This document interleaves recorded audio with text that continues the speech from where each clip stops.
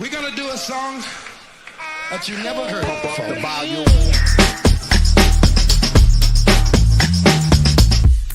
Hear the drummer get wicked.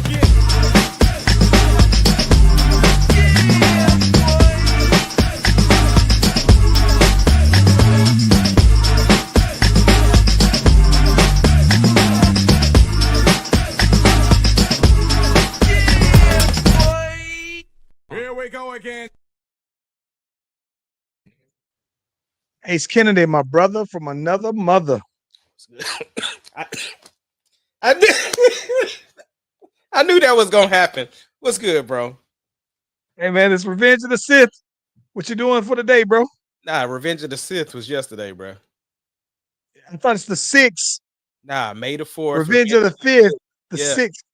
Y'all killing me. May the 4th makes sense. May the 4th be with you. I thought if it's Revenge of the Sith, that the 6th would make sense. No, it's Revenge of the 5th. Yeah, it's May the Well, 4th. what did you do for Revenge of the 5th? I watched Tales of the Underworld, which was super, super dope. I'm a Cad Bane guy, bro. I love Cad Bane. He's like my second favorite villain. I mean, because Vader is just kind of like, everybody either likes Vader or they like Palpatine. You know what I'm saying? So those are the standards. But when you just talking about, all right, take them off the table, you might get some people to say Maul. You know what I'm saying? But Cad Bane, that's my guy, bro. I love me some Cad Bane is like the little boy with the cowboy hat, the rope. Yes, Yeah. He's the bounty. Yeah. So you get. No, I think that for me, if I had to take out Darth Vader, it would be Darth Maul to me. Yeah, and that's because we're getting more and more backstory of Maul. We're actually getting another series on Maul coming up, and the same guys playing. Sam Witwer is coming back as the voice of Maul, so it's gonna be fire. But yeah, Tales of the Underground and had Asajj Ventress, who was Count Dooku's apprentice, the bald head chick that was in Clone Wars. Bald head, okay, so you know who Count Dooku was, right? God. Okay, do you remember? hold on. I'm gonna catch you up. It's real quick, I promise. You remember in Revenge of the Sith, right? In the beginning of the movie, and Palpatine was like, "Do it," and Anakin cut off that dude's head, the old man. Maybe. Okay.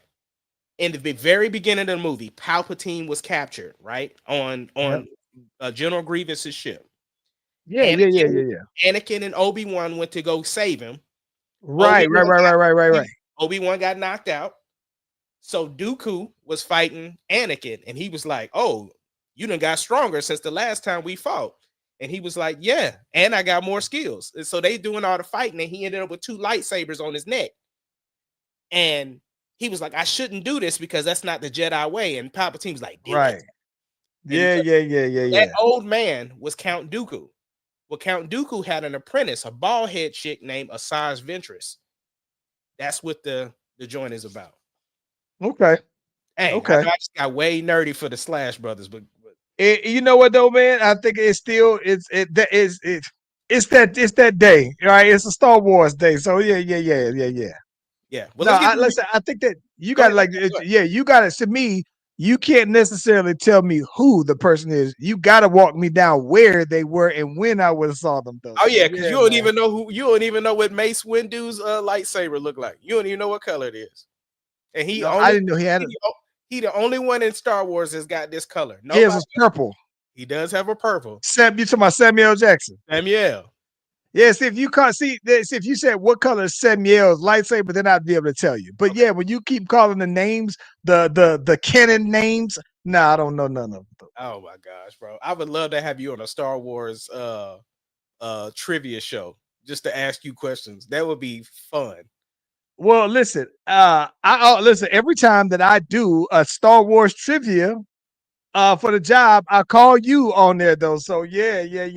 I know, but it makes it so much harder because you have to relay the question to me versus me being able to see it and kind of like trying to recall it before all the other nerds pull it out. Yeah, and you only have like 30 seconds too, so. Exactly. Yeah.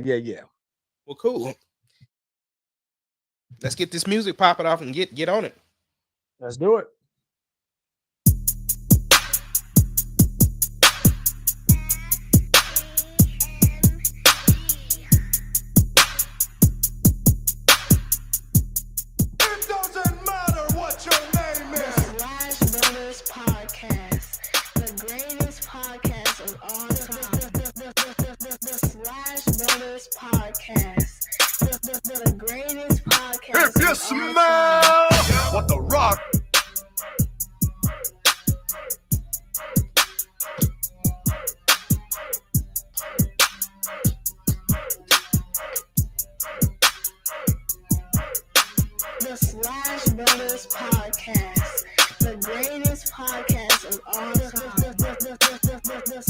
Splash Brothers Podcast, the greatest podcast of all time. Hey, listen, if you haven't already, be sure to like and subscribe to the Slash Brothers YouTube and Facebook pages. We are live on both platforms, and subscribe to our new TikTok page. We're live on both platforms at the same time. You click on the notification, you click on the bell, you get the heads up whenever your boys are doing anything. It's Kennedy. Hold on, bro. So we brought up we didn't bring it up, but it's in the intro. The Rock, dude. Did you see the trailer for his new movie? You know what? I did. And listen, this is the one that he's the MMA fighter. Yeah. Okay. You know the one thing that I can certainly appreciate about this one more than any other time, he doesn't look like The Rock. He doesn't look like The Rock. This isn't a big, but it's A24, which are known for more smaller budget films. They're focused more on story. So yeah, he doesn't look like The Rock. He doesn't sound like The Rock. And man, I'm interested. Yeah. I think that the part that is interesting to me though, man, is like I said, if I didn't know that it was The Rock, I wouldn't know. Like to me, it's like this. And I think in almost all of The Rock's movies, he's The Rock to me. If it's I don't care if it's Moana, he's Hawaiian Rock, Samoan Rock. If it's Fast and Furious, he is Hobbs Rock. If he's in Jumanji, he is in the game Rock. I mean, he's always a Rock. This one, which is crazy because it's more so should be closer to what he's known for naturally, you know. So I thought that I was tripped out though, man. Doesn't look as recognizable to me as The Rock. No, they definitely use some different prosthetics for the role. Obviously he has hair, which we ain't seen him have hair in a minute. But it's very serious. It's not pain and gain. So, and yeah, because he's more associated with professional wrestling and the UFC is like a brother or cousin to that, even though it is real fighting, it still would be a role you would think he would take. So the fact that he's actually taking it seriously, and it looks pretty serious, I'm intrigued. And now it kind of makes sense that if you follow The Rock, why he got super jacked up that for a little while, and now he's not slimming back down, but he's not as bulky as he was before, though, man. So, now, man, it looked dope. Yeah, it looks real dope. What we got on deck for today? Let's go, bro. Go ahead. Go ahead. No. Go ahead. Go. You got it. I'm just gonna say the trial started for Diddy. And yes. So, yeah. They're kind of in the jury selection process, which is very interesting. And they released details for his defense, which I'm not mad at.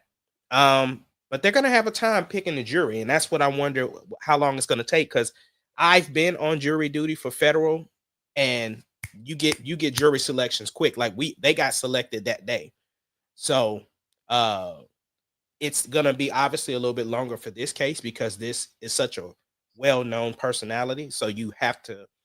Not everybody's gonna know who Diddy is, so it's gonna be a lot of gamesmanship and figuring out how they can best serve on the jury to meet their needs. It almost has me thinking about the Lincoln Lawyer and when they showed theirs about jury selection. That's kind of what I see happening here as well, though, to see what are your, biases and backgrounds and things like that, though, man. So I'm with you on that. I think that the part that I am interested on, though, man, the part that I'm interested in the most is the evidence, right? Because like I said, I am very, very curious to see when they start naming names, right? And when these things become as part of public knowledge, the names, when you and I always talk about that court of public opinion, and I just wonder when the names start coming out, though, bro, what that to me is going to be one of the biggest moments in possible. I think it's going to be. It could go up there with like the OJ trial, bro. Yeah, it's gonna be TV because they're gonna probably make movies out of this after this is over. Everything, it is the high profile case for our particular for this generation. Yep. Um, but I mean, I just kind of want to know where this case is gonna go, because I'm gonna tell you, I thought they almost had an open and shut case in the beginning, starting to have holes now, bro, Mm. because it is gonna be, it is going to be her word or their word against his, and you know what I'm saying. With the defense that they use, the only part they're gonna have some problems um trying to prove is because he is in a position of power. Okay. But you know, if Diddy, because Diddy's basically saying, listen, I was a swinger and this was all consensual. That's a very valid defense, because It's it's true. there's nothing wrong with you being a freak. There's nothing wrong with the Right. amount of your freakiness. That is the thing that I'm curious. So if you tell me, right, that he has, like, if you're basically trying to throw him out there like a RICO charge, I guess what I'm wondering is that, if you're saying, like, let's just say, if you're saying you got him for drugs or you got him for whatever it is, I just would be curious to know what are the criminal elements of this particular charge, right? Because I think that outside of that, though, bro, I think that even if there's no criminal aspect of this foul, I think just the details that they're willing to go ahead and do to make that they're going to have to do to at least make him look bad in public opinion. I think it's going to be one of those things that's going to be unforgettable, bro. But I just don't know, how do you make, unless they know something that you and I don't know. Like, how can you just say because somebody is a big freak behind closed doors, what's criminal about that? The part they're gonna have to prove is the underage stuff, the paraphernalia stuff, because they're gonna bring up the drugs and stuff. So you gotta, like, who supplied it, where did it come from? They're gonna be more so trying to get him on the racketeering, the RICO, the sex trafficking. They're gonna be trying to get him on that piece, not so much the parties. The parties is just an added portion, but you gotta, like, the stuff about, this person moved this person moved that. Uh, so that's where they're gonna try to go with it.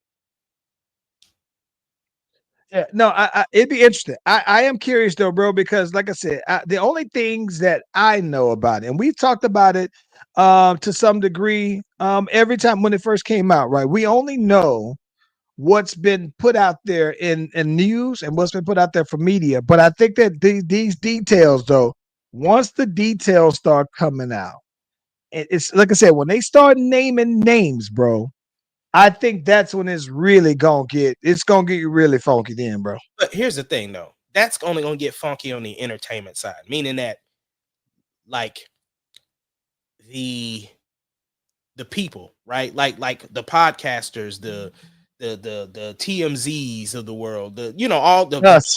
the blogs, us, yeah. It's gonna be cool for the entertainment piece, but it ain't gonna really mean nothing in the grand scheme of things. Prime example: there's a person who's been associated now for years with this type of stuff, who we would think that would be masculine.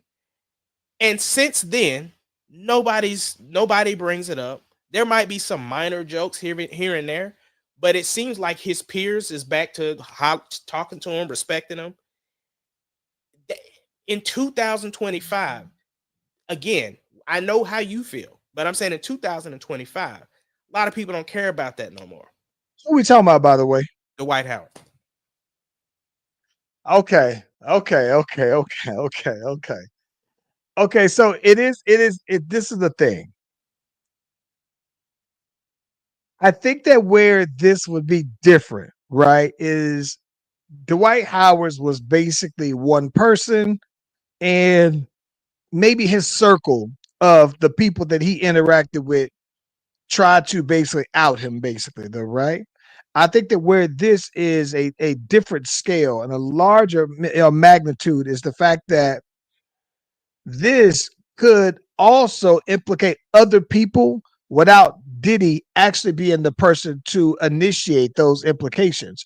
I think that's where this is a little different. I do see what you're saying. I just think that the way I look at this, though, right, is that once it's out there and it's public knowledge, I think that it's forever.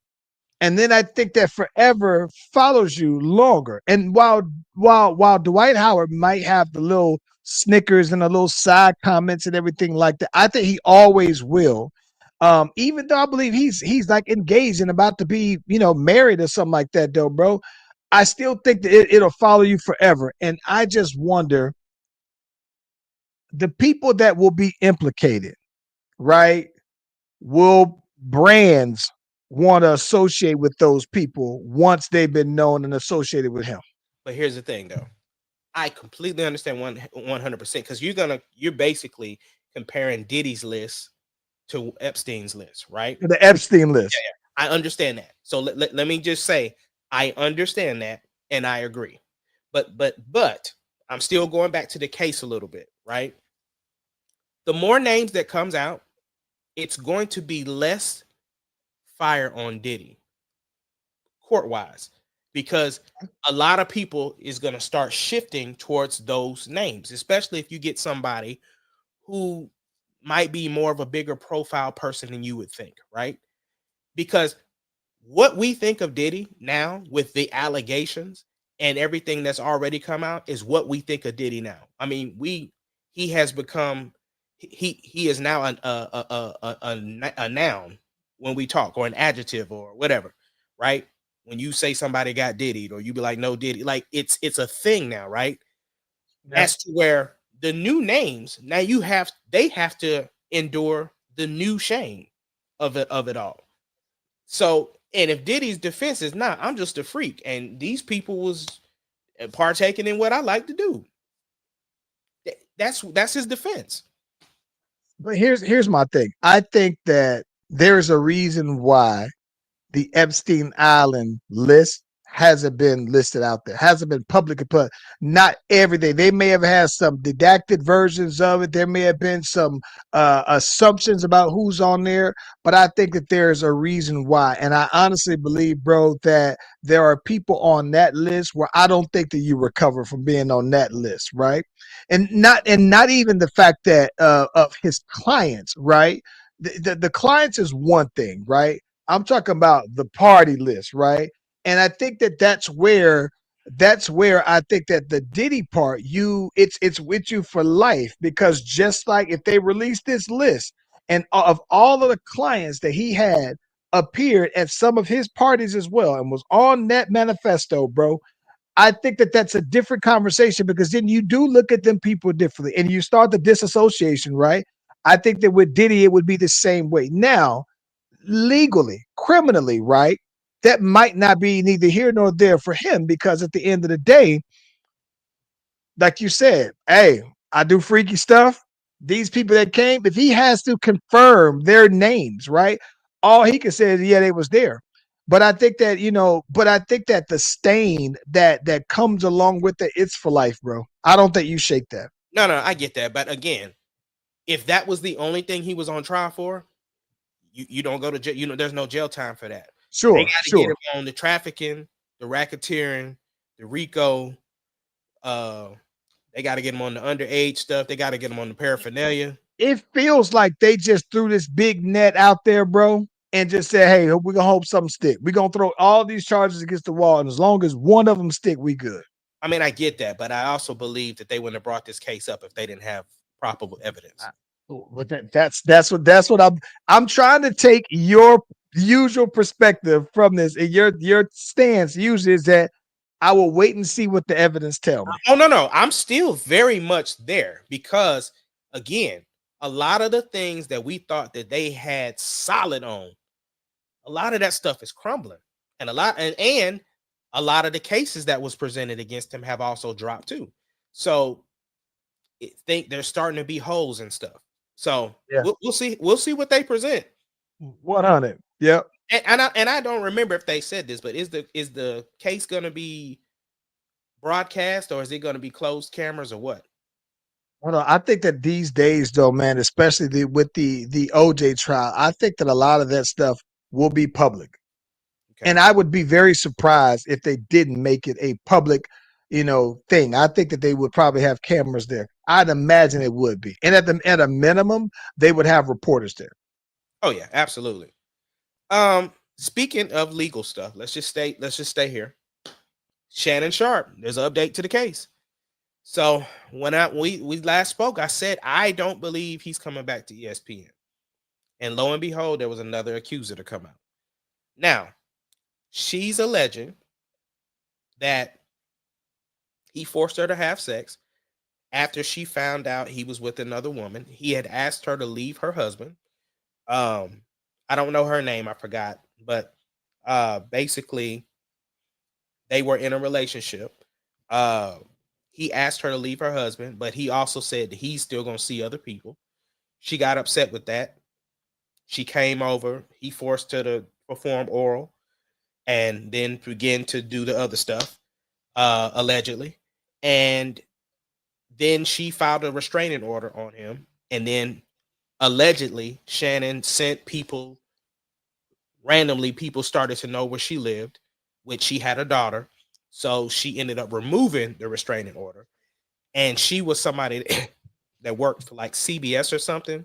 And then one day Shannon was up there being interviewed for domestic violence stuff. And so those are the allegations, the new allegations that are out there. What you got to say about this? I just don't want to sound like I'm victim shaming or slamming, bro. Right. But the part that gets me the most is when she said they were in a relationship. Okay, then at that point,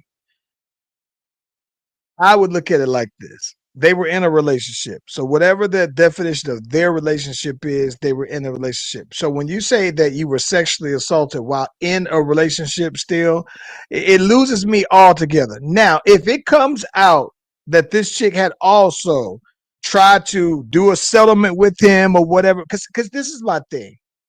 I don't want to dismiss, you know what I'm saying, like the people who come out because they feel like empowered by somebody else coming out and they say, "Oh, I can go ahead. I'm gonna me too. This same thing happened to me, right?" But bro, if she ever tried to put a settlement on him, to me, I lose support of that only because I would question the timing of this one though. That's always my thing. And like I said, I don't want to seem like a victim shamer or victim slammer. No, no, no, But no. when They asked her in the interview. They said, "Listen, I'm just gonna be honest. A lot of people are gonna ask, what took you so why you didn't file before? What took you so long?" And that's what prompted her to talk about the VPO, and also she talked about that Shannon basically allegedly told her that I know people in the police department and everything. So she felt threatened that if she went and did something, that she was in fear of her life. So that was the answer to the question that was asked to her. I did listen to the audio of her interview. I will say, from what I heard, there's a lot of holes in her story, but I wasn't there. And that's just what I heard based upon audio. it feels a lot like a your word against mine. If we were in a relation, and I don't know how you dispel one or the other. Like if you're basically saying, bro, no, this is somebody who I was in a relationship with. For regardless of if she was with somebody else, if she was married or not, though, right? It's saying like, okay, so he made you come over to his house, right? I'm assuming that's what it is. So she, after you say you was done, he made you come over and link up. She made you go ahead and give him the Lewinsky, right?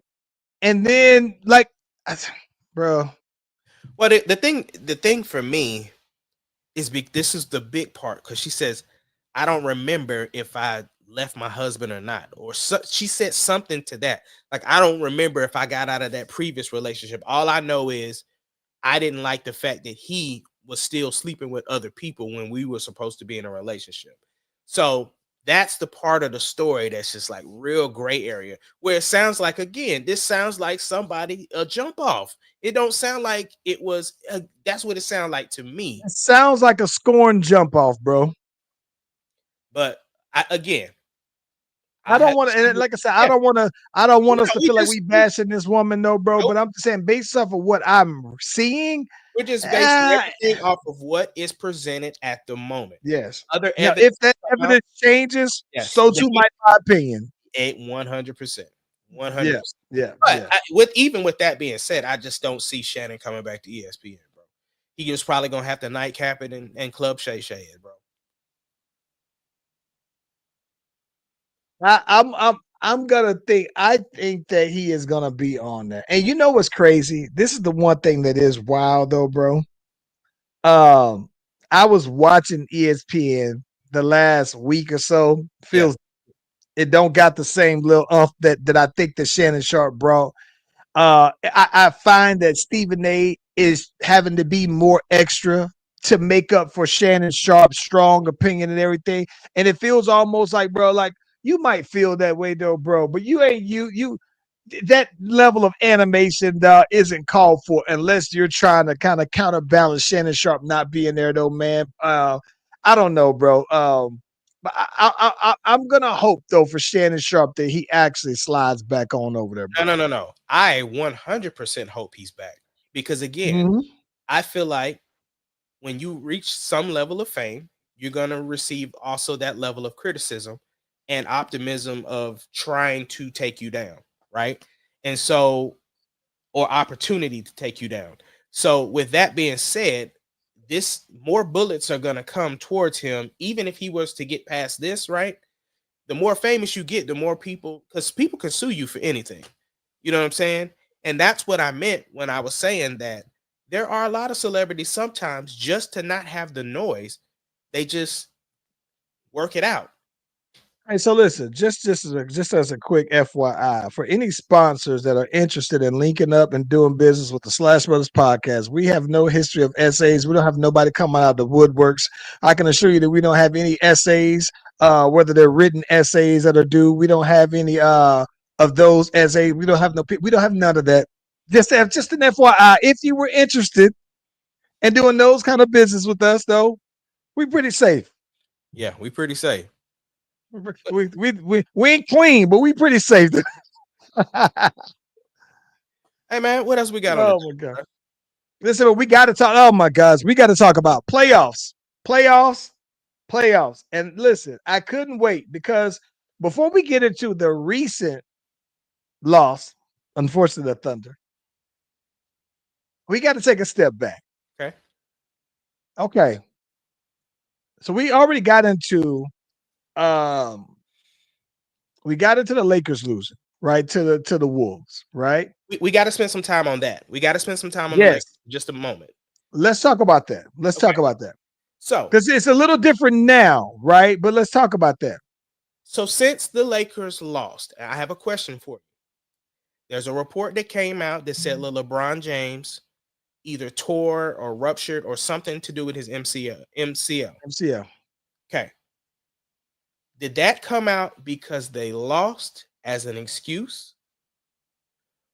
Or did he legitimately tear his MCL and would not have been able to play if they won and moved forward? Because there's another tweet that came out that said he wasn't going to be able to attend the Met Gala due to his recent sustained injury, and that his wife was going forward in the steadfast to hold down the James family. So my question to you is: this a legitimate? Because this your goat. This is your goat. So is this a legitimate MCL tear that would have prohibited him from continuing in the NBA playoffs, or is this a PR move as an excuse for why the Lakers are no longer playing? What say you? Because this your go. Okay, listen, man. I'm gonna keep it a sec. I think that that is a very legitimate take, a very legitimate question to be asking. Like, is this just PR to give him an excuse for losing? Right. I think that LeBron James has lost in playoffs before, so I don't think that it's an excuse, right? Because when you think about it, though, right, even with him having AD, they've been losing, so I don't think that it's just oh yeah, LeBron James is just looking for an excuse. Because what was his excuse last year? Or that we didn't have a big. The excuse before there. Listen, if you don't win it at LeBron James's level, they're gonna say, "Oh, what was your excuse?" And no, and listen, for that matter, I can't think of any other player where people hurl on these kinds of conversations outside of LeBron, and it's always relative to the GOAT conversation. Like you just said, without you purposely meaning it, you said this your GOAT. So what they do? Well, but it's That that's little seasoning that people put on that conversation, though, man. But I don't think to answer your question is no. I don't think that it's a PR move. I don't think that he just magically after the game they showed him limping. And if even if he wasn't able to play, if they won anyway, though, man, um, people would have had something to say anyway, though, man. So I'm not mad at it one way or the other. But the short answer to me is I don't think that it's a PR move. I don't think it's an excuse. No.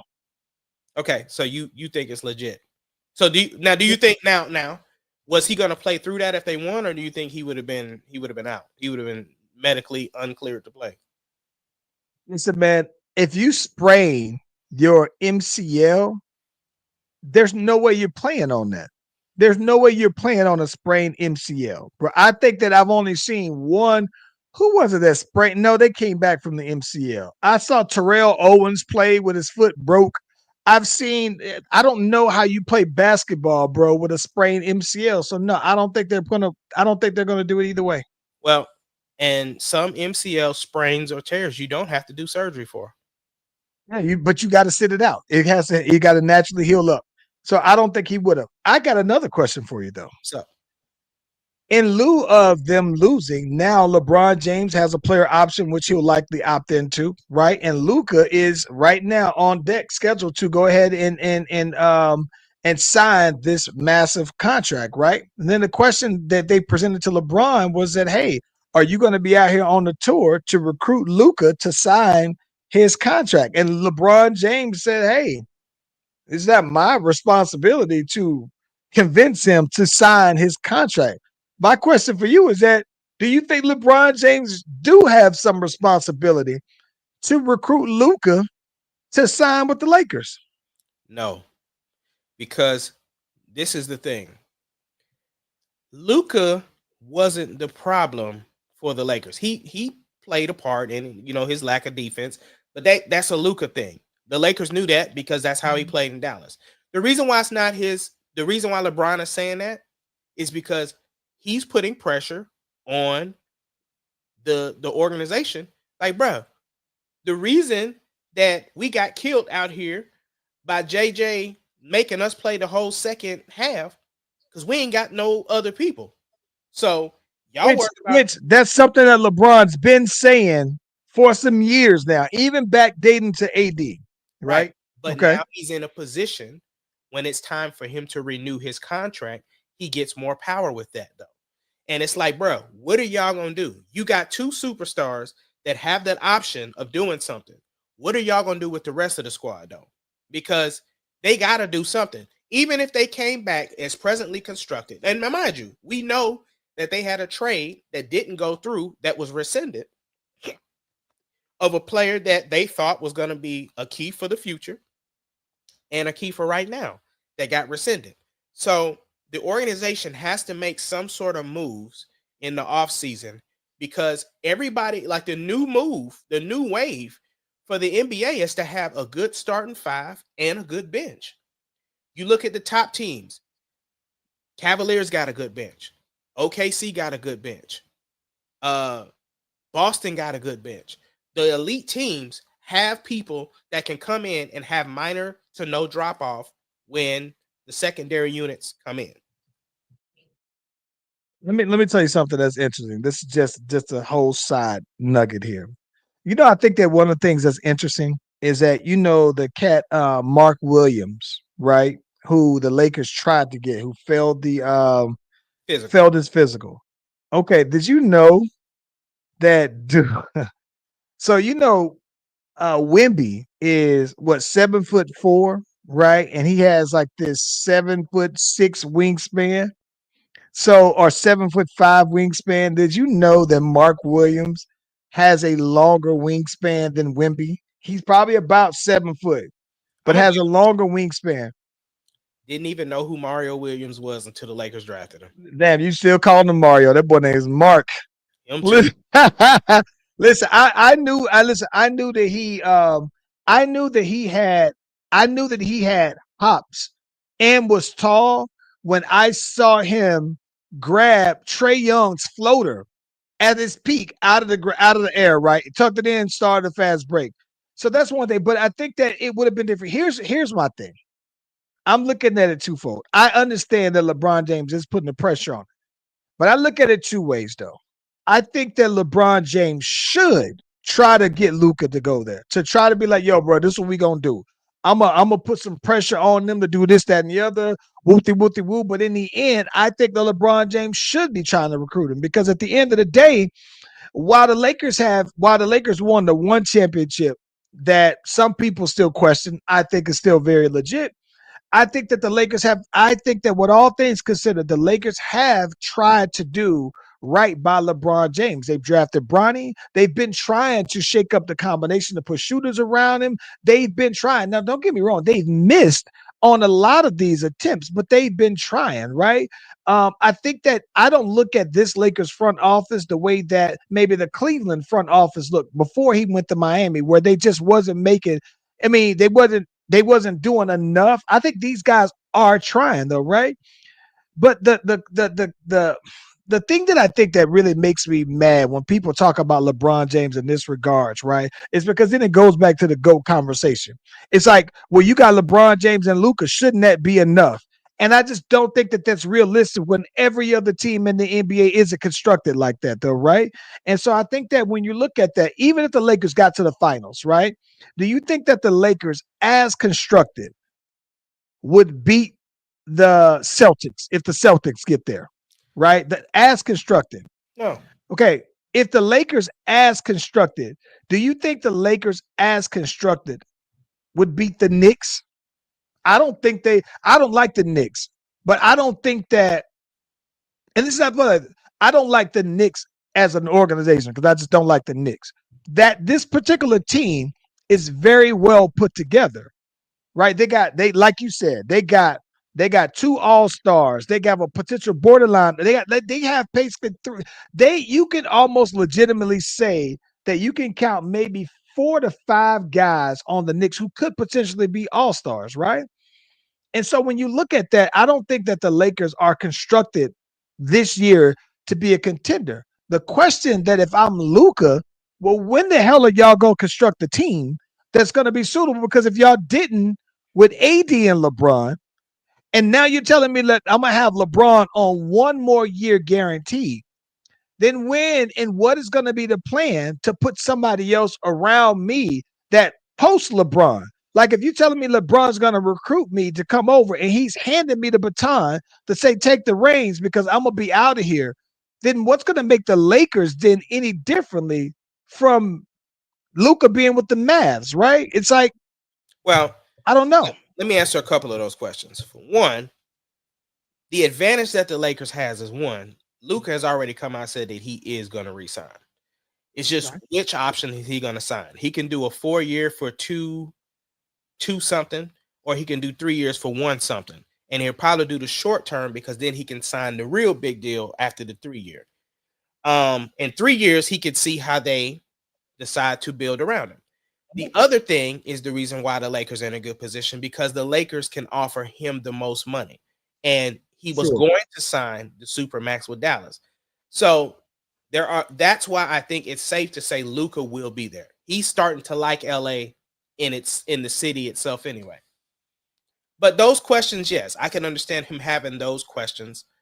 But here's the thing. It's pressure on the Lakers anyway, because regardless if LeBron is there or not, the Western Conference is steadily getting more packed and stacked. Who do you pair with Luka? Let's think about this though. If next year is LeBron James's last year, right? Who do you pair Luka with, right? Where it's gonna be who? You ready? Giannis Antetokounmpo. Ooh.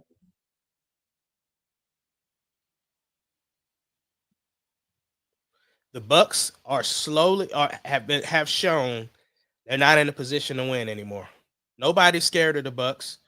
If it ain't the Bucks themselves, if it's not the coach of the Bucks, if it's not just the team, You get bit by the injury bug. I mean, Dame came back and then he gets his Achilles. So Giannis is too still in his the so that's why I say Giannis. Giannis, see, this is the thing about it. Giannis gives me Russ vibes when it comes to trying to stay one team down.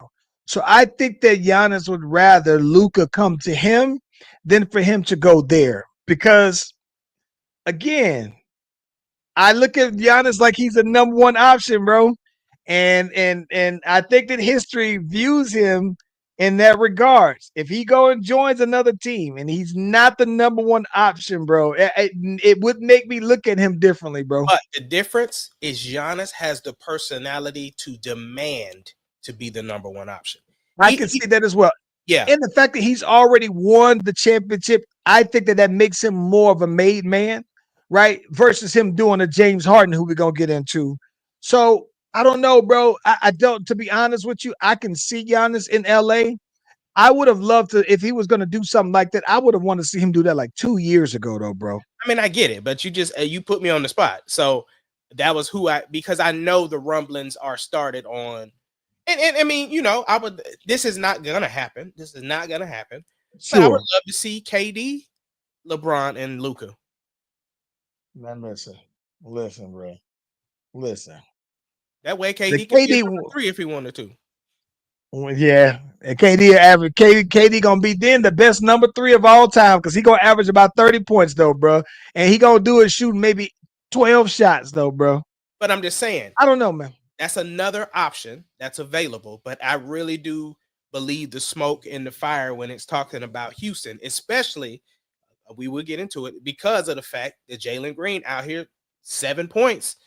Let's talk about it. Okay, so Houston did exactly what the analysts said was going to happen. They believed that if Golden State, the best thing for Golden State to have done was to go in the play-in tournament and win that way that they would go in to the Houston side versus going through the OKC side, because they believed matchup-wise that they would be able to beat Houston, which was the 2 seed. And sure enough, that's what happened. Jalen Green was just, outside of one game, was just non-existent. You can't be the guy scoring 7 points, 9 points. They had no answer for Steph Curry. Jimmy Butler was, playoff Jimmy. Draymond was out there. He was all in. What's my boy's head? Oh my gosh, can't think of his name. Sengun. He had that man shook, bro. Van Vliet was was the only one that had anything for Golden State. Van Vliet is a dog, bro. I like Van Vliet a lot, though, bro. Yeah. I mean, you see why they brought him over from the Raptors, because I didn't understand that at first, why they was willing to pay so much money for him.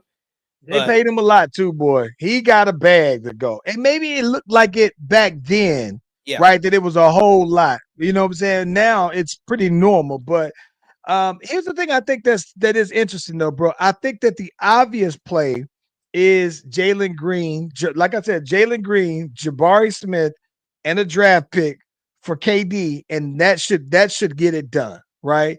I just don't know. And is Nurkic still with the Suns by the end of the year, even though they tried to trade him all them times? If you do throw him in there too, just for old time's sake. I think Nurk went over there to. I don't know where the hell he went. I thought he went to like the Kings or something. I don't know, bro. But I think that you got, like, at this point though, right?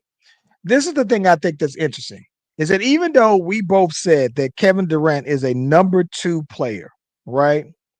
I think that in the end, what Kevin Durant does well is get you situational buckets, right? And so I think that that's clearly what they were missing. They were just missing consistent scoring, right? And I think that Jalen Green showed you that he does have flashes.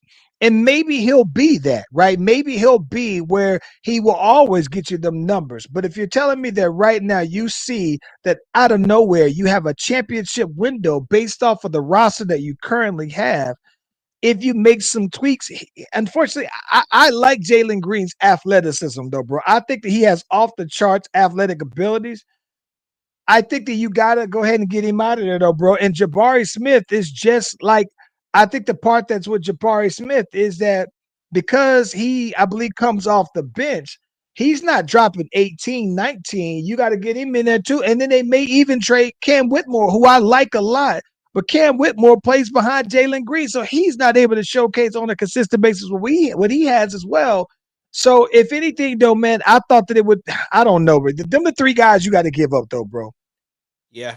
And by the way, Nurkic is at the Hornets. I did know that because I seen him in the uniform. But yeah. I Houston has to make some moves if they think that they are ready to start trying to win now.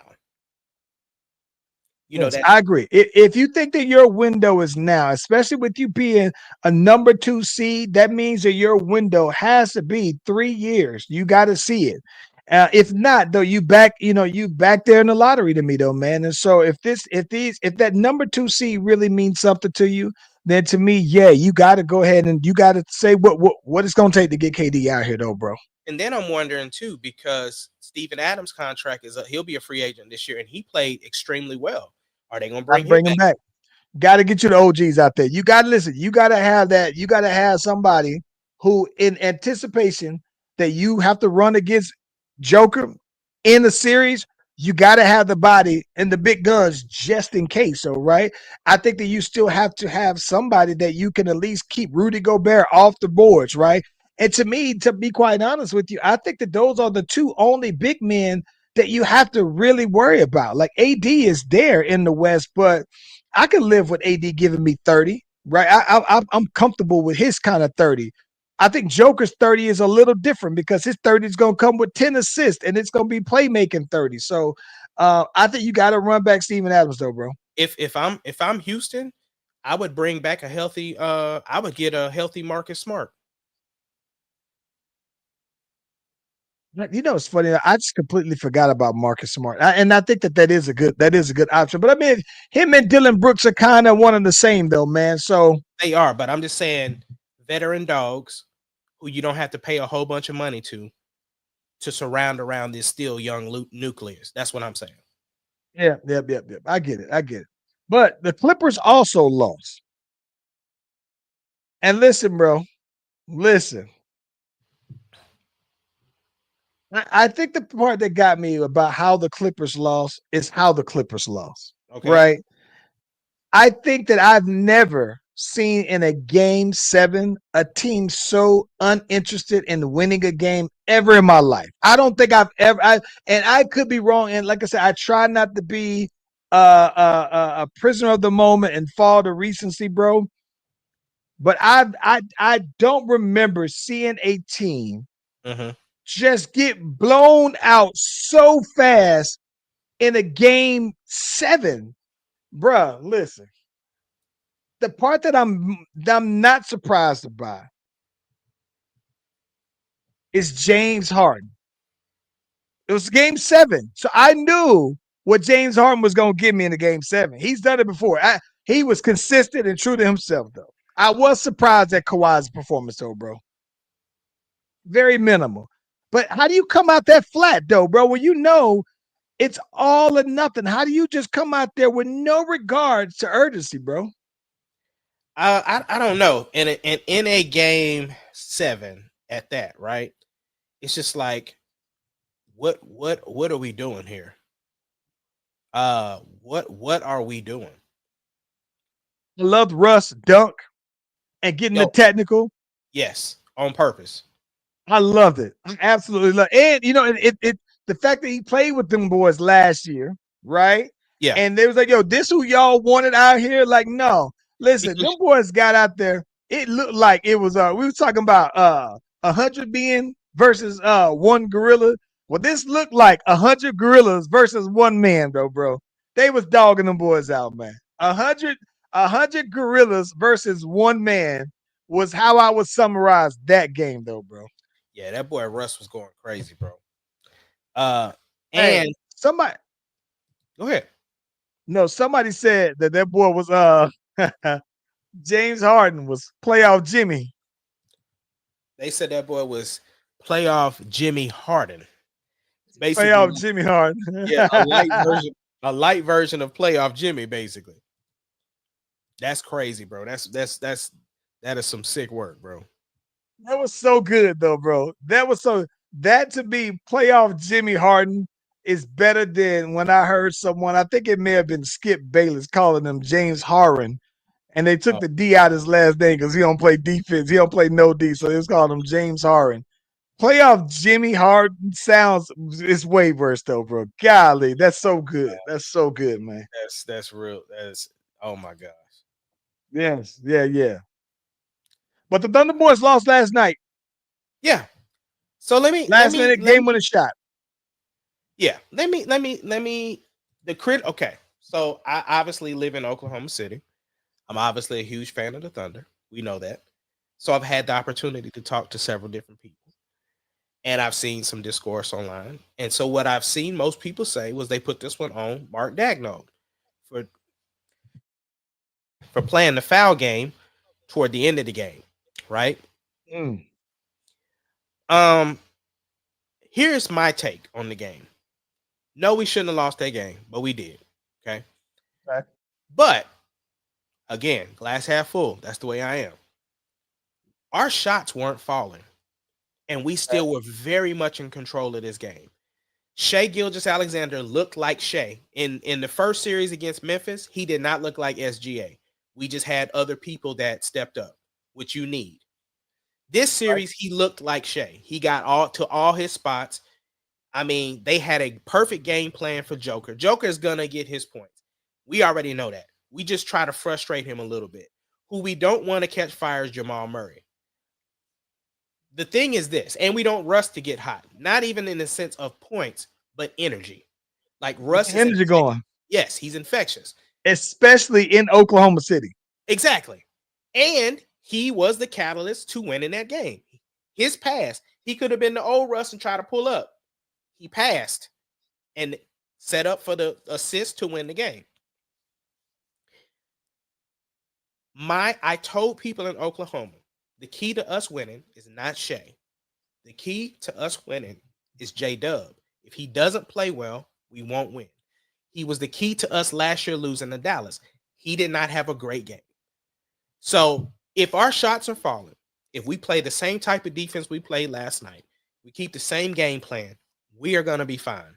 This is a wake-up call for us. This loss made us, number one, we lost at home, and it's the first game. It made us feel what we felt last year when we lost to Dallas. And the Thunder is a team that does learn from their mistakes. I do believe I know people are going to say, oh, the too much time off thing. No, stop. We had too much time off when we played Memphis and destroyed them the first game. So I'm not even taking that away. Listen, and not just that though. The too much time off would be one thing if they played sluggish. Their shots wasn't dropping. I don't think that has to do with time off, right? And the fact that they were winning, and it was a game-winning shot as well, though. So I'm not gonna give them that either, though, bro. But at the same time, our shots weren't falling in the Memphis series. The difference in this team versus last year is we used to when we lived by the three last year, it killed us. Whereas this year, if the three isn't falling, we move to the mid range, or we gonna get our fast break points off the defense.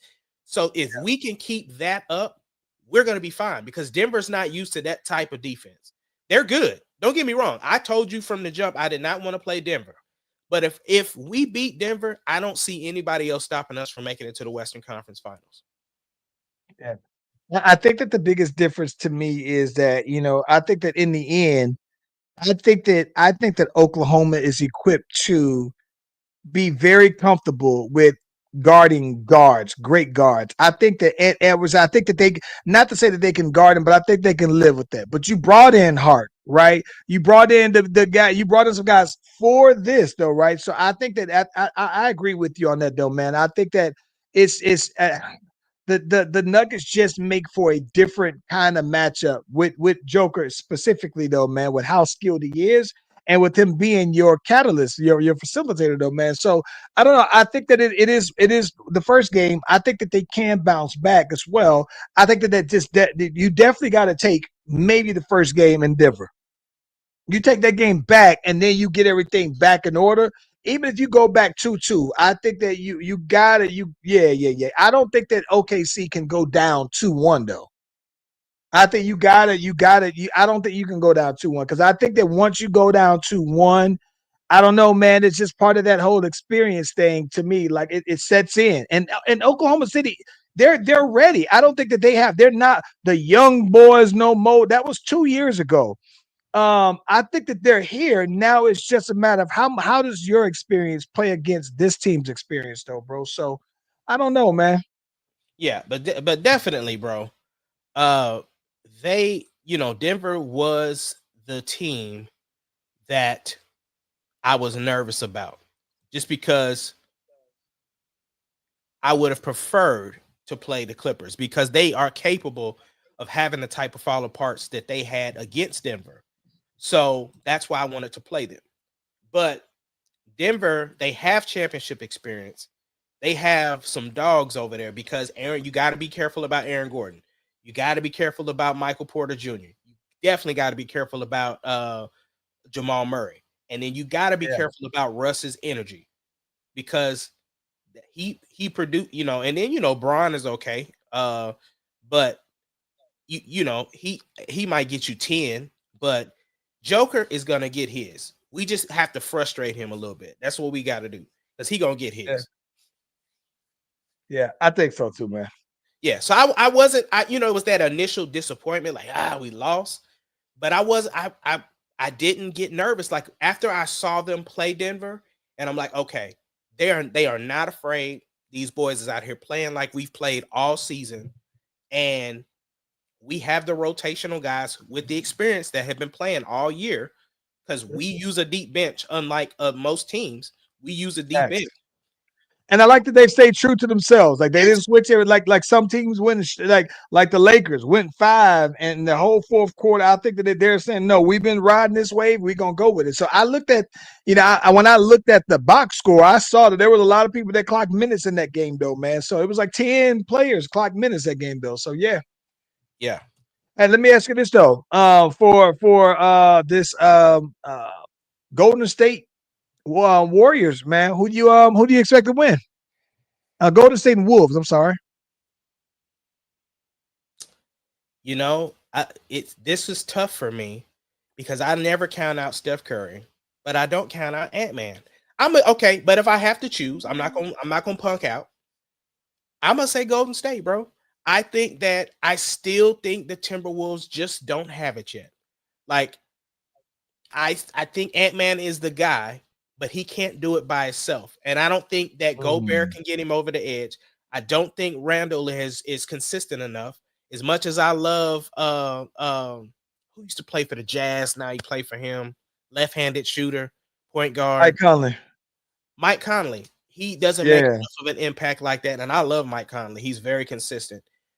They don't have the guy outside of Ant-Man that's got the juice, right? And I think the X factor for Golden State is not even Steph Curry. Steph Curry's gonna get his. It's Jimmy Butler. If Jimmy Butler gets out there jimmying, then I don't think Minnesota will have a chance. So I think that Minnesota, how well Minnesota's going to do is going to be contingent on on Julius Randolph, right? If Julius Randolph get off, because he's played okay, right? But it hasn't been that big impactful. I think that he's done a great, and I'm saying that to me, I think that he's done a better job on every other aspect of the game outside of just the scoring, though, bro. So I think that, like I said, I'm with you, man. I just think that even then, I think the X factors of both series, Jimmy Butler and Julius Randle, because I just think that Julius Randle is like every time. This is the problem I have. When I have the expectations for him in the past, he's always fell flat. So I'm gonna say because of that, though, man, I'm gonna go. I can't bet against Steph. I just can't. I just can't bet against Steph. And again, I like, bro, that the Warriors, because people thought the Warriors were done. And even when they won the last championship they won, people thought they were done the 2 years before that. So I like where the Warriors are, though, bro. And it wouldn't surprise me, bro, that it was if it was the Warriors, Thunder, Western Conference Final, and I think that would go to Game 7. No, I don't. Nah, that part I don't agree with. I don't think it's going to 7. But I do think I do see that as the matchup though. The Thunder and Golden State, but nah, not going to 7. Nah. Games, I think it's gonna go to 7, bro. I think that it's gonna go to Game 7, man. I could totally see it. I'm not because to me that means that I think that would mean that even if you thought that OKC was gonna get there, that means that there's gonna have to be at least one game, maybe 2 games where they just smoke with the Warriors. Like the Warriors, I just can't see the Warriors going out in 6 games, 5 games. 7 to me is where I think it's gonna be at. Okay. Trying to think. Anything else significant? Oh, all of the top teams lost because the Cavaliers lost, Boston lost, and the Thunder Yeah. lost. Yeah. Yeah. And then And that's the thing about it to me. It didn't, this is the thing. I think if anything, I was more so surprised that Boston lost. And I think that that's the one thing, once you're coming off of that high of, when you're coming off that high of winning the way that they did, I could see that continuing on though, man. But listen, the Celtics were up by 20 points and they choked the game away. You don't have there's no excuse for that. So I think that's the one that was the most surprising to me was how they lost. The Cavs, I think you and I talked about this online. I don't know what my expectations are with Darius Garland not being in the lineup there, right? That right. makes a difference to me. And so I think that for that, I'm not as mad or as surprised that they lost. As you go further along, the competition gets more competitive. And if you don't got all your guns and the other team does, then you're at a disadvantage though. So that's my take on that one, though, bro. I'm gonna be honest, bro. I hadn't watched the Pacers game all year, so I really didn't take them serious. I know they got some people over there, but I'm just saying it. Like Halliburton to me is very streaky. Like some games he can go Yeah. crazy. You know what I'm saying? To where he hit that amazing shot at the Bucks over Giannis, or other games where he's looking like Jaylen Brown. You know, what I mean Jalen Green. So it's just like I don't know. Maybe he's more consistent in the playoffs because I haven't really watched any Pacers games. But so that shocked me. Um, I think that the part that, like I said, it has been surprisingly, I think that he's been more consistent in the playoffs, which is what you'd want to see than in the regular season. In the regular season, like when I saw him the year before, I was like, oh, okay, that makes sense why they wanted him to be on the Olympics team. But if you watch him play this year, you were like, what the hell was he doing even on the Olympics team? Because he was a little bit above mid. I don't even know if he made the All-Star game this year. But no, I can at least respect that he stepped up his playoff performance though, man. Yeah. So now, man, you put out a champion though, man. So that's no small feat to me. I put stock in that though, bro. But Yeah. I um, mean, I definitely respect where they're at. It's just I just think that nobody was thinking the Cavs were gonna lose, and so it was a wake up call. Like, oh, I need to pay attention to the Pacers. Like, the boys is actually they ready. yeah. They got some guys though, man. The Pacers got some guys out there. Yeah. Yeah. Hey, just real quick before we go, do you ever pay attention to the Met Gala? I don't. I will say this. I know, like I saw Three Stacks had the piano on his back, and I saw oh boy who's in talks of being T'Challa. I saw somebody he had a helmet on, and then they ripped something, and he had a suit on underneath, and then took his helmet off. So I saw some like those were the only 2 things that I saw. I know people do stuff, and they have themes, right? So I'm assuming that everybody's hella extra, oh, it's so they very do have things. yeah. Yeah. This had to be something Yeah. like orchestra or something like I don't know. And listen, you know what's funny though? This is the crazy thing. I could care less about the Met Gala. The only thing that is, it catches my eye personally now. This is gonna sound crazy, but it catches my eye now because I'm seeing more black folks show Yeah. up to it.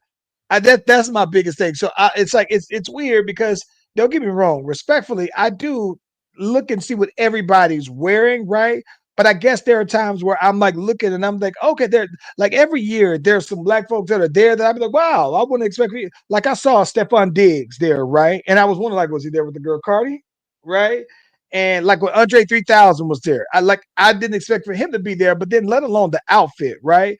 So I think that's what I'm always surprised about, though, man, is that, let's say the art part of it, that's the part that's for interpretation. So I'm not going to be too mad at anybody's outfits, but I think that the part that I check for because I start to see more of us there than what I've seen in the past years, though, man.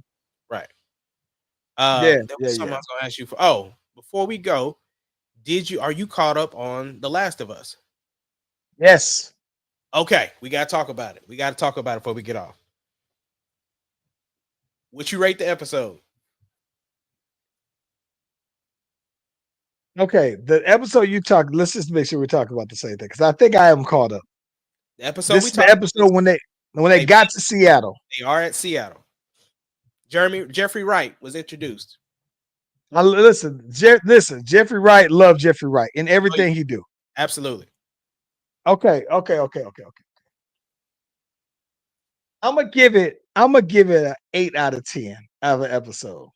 8 out of 10 on a scale of 10. This is one thing I think that this part I didn't pay attention to.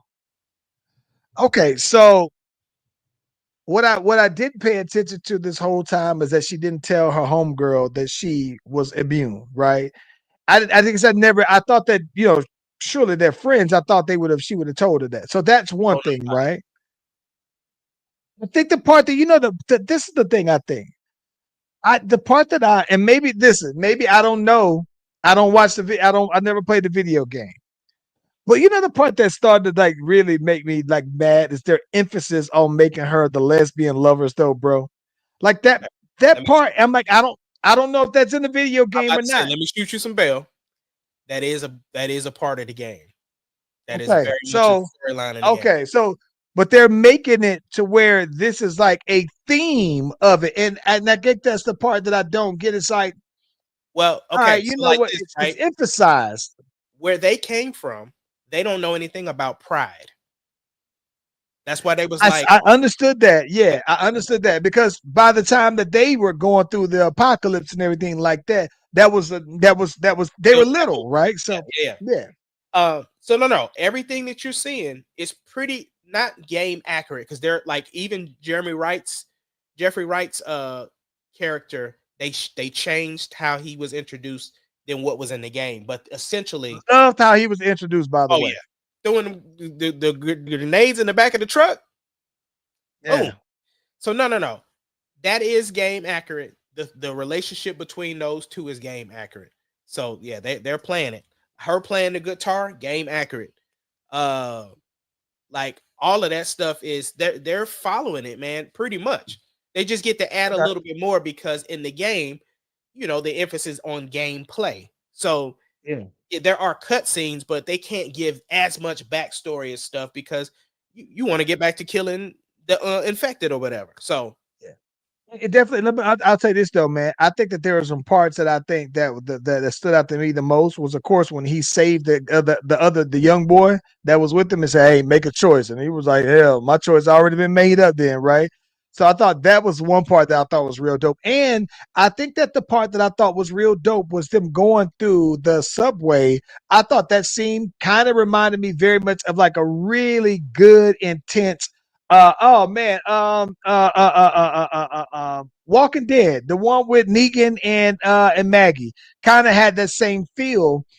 Because the only difference is that on this one, it's almost like Negan kind of kicked Maggie back behind or whatever, and almost made it like she was going to die. But I think that them going through this railroad car, subway car, I thought that had that feel. But I love the intensity of the chase. Um, I like that in this case, they're infected run, right? Like at some point in Walking Dead, the infected had been infected for so long that they were slower as you watch it. They were strengthened numbers, right? They had herds. But I think that it's interesting and it makes it more intense that their herds run and they go nonstop though, bro. So that's the part I think that was real though. Those two things stood out to me the most. it had the centers effect to me because the game, I mean the show was just about them being in Minnesota, the different factions. Uh did I say Minnesota? I meant Seattle. Seattle. In Seattle, the different factions, like the gangs or whatever, like that. And they were just dealing with that. And then all of a sudden you hear the infected, like, oh shoot, I forgot all about that. Like that, that Right. was crazy. So yeah, but when the frying pan scene, bro. The frying pan scene was something. I think that the part that I thought was real dope too is how she was listening and counting the number of infected. That was dope to me too, though, man. So yeah, I love the episode. It's a good way to, because on the last episode I thought that it was like the recon, like what we gonna do now that the boy Mando then died, right? Yeah. And so now it's like, all right, well, we back to that kind of, we on that time though, man. So now I thought that that was real cool though, Oh man. yeah, it was definitely 8 out of 10 for me too. Yeah. I thought it was dope. So you heard it here first. The Slash Brothers got The Last of Us episode 4 as an 8 out of 10. 8 out of 10, man. Solid 8 out of 10. Yes, sir. It got me on the edge of a seat. Can't wait for the next one though, bro. Me Absolutely. too. It brought it back to like, okay, this was that A+ show that we watched when season 1 was out, and it was an episode without Mando, like you said. So yeah. Yeah. No, I'm looking forward to it though, man. All right, bro. Well, listen, from ATL to OKC, we are the Slash Brothers. We'll catch y'all on the next time. 6 o'clock Central Standard Time, 7 o'clock ESP or EP, whatever it is, Eastern Time. And we out.